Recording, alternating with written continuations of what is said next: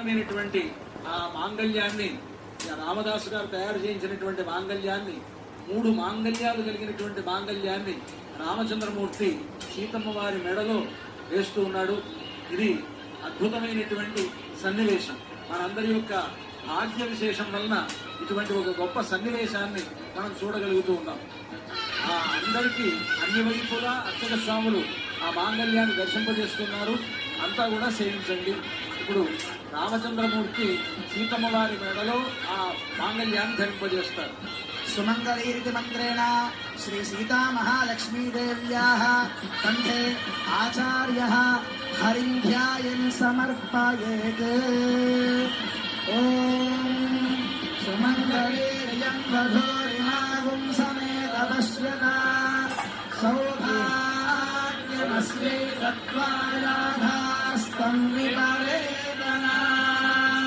మాంగళ్యధారణ ముహూర్త సుముహూర్తోస్తు భవంతో మహాంతో అనుగృహంతు.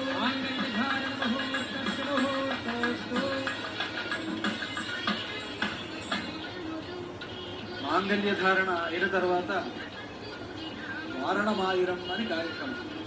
నిజంగా ఈ కళ్యాణం సీతారాముల కళ్యాణం అత్యద్భుతమైనటువంటిది. ఆనాడు మిథిలా నగరంలో సీతారాముల కళ్యాణాన్ని దర్శింపలేకపోయామే అనుకునేటువంటి మనకు రామదాసు గారు ఈ భద్రాచలంలో ఈ శ్రీరామనవమి నాడు కలుగజేశారు.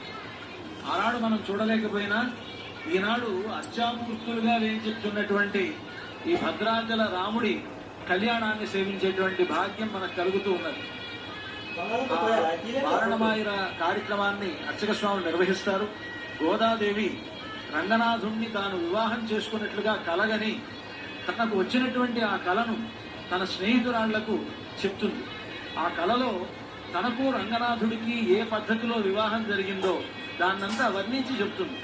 ఇదంతా కూడా కళ్యాణానికి సంబంధించినటువంటి వృత్తాంతం కనుక ఈ ప్రబంధాన్ని అక్కడ అనుసంధిస్తూ ఆ విధంగా ఆ ఒక ఆటలాగా నారికేళములతో బంతి ఆటలాగా వధూవరులిద్దరూ ఆడుకుంటున్నారనేటువంటి భావన. నిజానికి అక్కడ అర్చకులు ఇద్దరే ఆడుకుంటూ ఉన్నారు. కానీ ఒక అర్చకుడు రాముడు అని ఇంకొక అర్చకుడు సీత అని మనం భావించాలి. వారి విధంగా సీతారాములు ఇద్దరూ ఈ విధంగా బంతి ఆట ఆడుకున్నారు అనేటువంటి భావనతోటి ప్రబంధం ఉంటుంది. ఆ ప్రబంధాన్ని చక్కగా చెవులారా విందాం మనం. దీనివల్ల సత్సంతానం కలుగుతుంది. సంతానం లేనటువంటి వారికి, వివాహం కానటువంటి వారికి వివాహం అవుతుంది అంటారు ఈ ప్రబంధ శ్రవణం వల్ల. శ్రీశైత్యాది ప్రణతోస్మి నిత్యం.